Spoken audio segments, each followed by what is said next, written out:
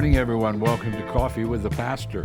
I'm Pastor John Woodin, and this is a ministry of Hollywood Faith Christian Center in beautiful Hollywood, Florida. We're on the Gold Coast of Florida. We're located between Fort Lauderdale and Miami on the Atlantic coast.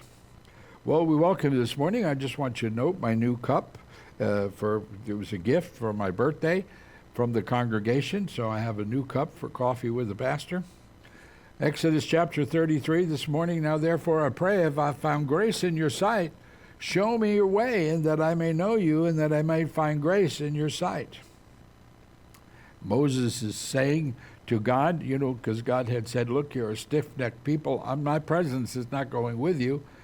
I'm going to send my angel. And Moses said, look, if you don't go with us, we're not going.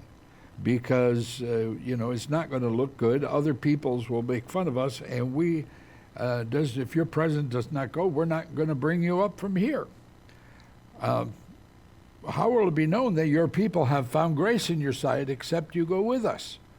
And so we shall be separate, your people and I, from all the people are on the face of the earth. So God said, okay, I'm going to go with you. You have convinced me to go back to my original plan. Intercession, Moses intercedes. It's not that God changed his mind, because he doesn't, but he went back to his original plan to go with the Hebrews. But then Moses asked for something interesting. Then he says to the Lord, show me your glory. Please not show us, show me. I've been meeting with you. I've been meeting with you in the tent of meeting. I've been seeing the reflection of you, the theophany, if you will. I've seen the reflection, but I've not seen you. I want to see your glory. I want to see who you are. And God said this, and it was a very strange thing. He didn't respond in kind. He said, I will make all my goodness pass before you, and I will proclaim the name of the Lord before you, and I will be gracious to whom I will be gracious. He said, but you cannot see my face. Now, Moses didn't ask that, but he did. He just didn't know what he was asking. He said, what I want you to transform me in one encounter.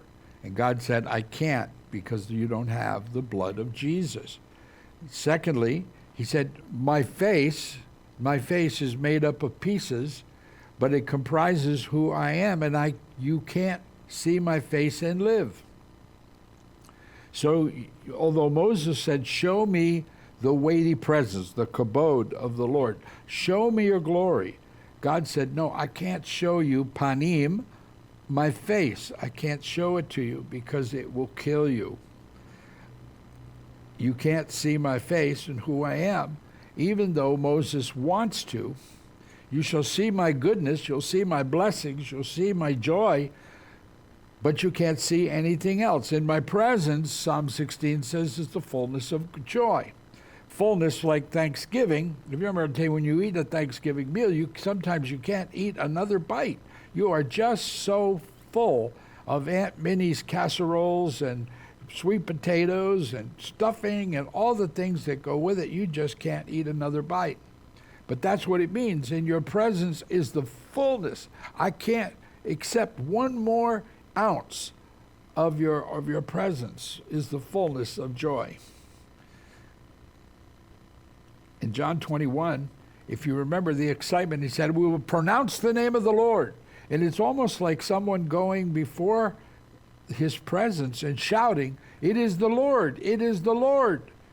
And that people would be excited and joyful. If you remember, in John 21, the disciples had gone fishing, and they weren't very successful. In fact, they caught nothing. And then John notices that when Jesus shouts from the shore, put your net on the other side, he said, it is the Lord. And as soon as Peter hears that, he jumps into the water and swims towards shore, because he is so rejoiced that this is Jesus. We want to see Jesus, and it is the Lord. In John 17, Jesus says this, and the glory which you gave me, I've given them. He's talking about us.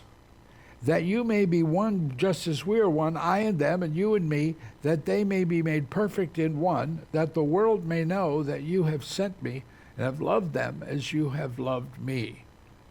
Wow. Then the glory, now this case is the doxa. Now it's interesting because the kabod is the heavy weight of glory, but it's external. The weight of glory falls and it is external, where the doxa is internal, because it means shining, it means the presence, it means that which is in you coming out of you, and it's the same thing. So it's two different things. In the Hebrews chapter 4, it says, seeing that you have a great high priest who has passed through the heavens, Jesus, the Son of God, let us hold fast our confession. For we do not have a high priest who cannot sympathize with our weaknesses, but was in all points tempted as we are, yet without sin. Let us therefore come boldly to the throne of grace.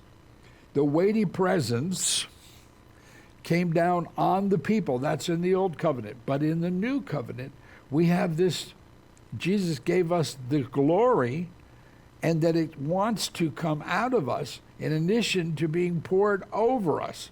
Wow. So it is a totally different, it's like a different day has dawned, kabod versus the doxa, but the weighty presence and the presence of the glory of God is now inside of us, seeking to get out and be poured out.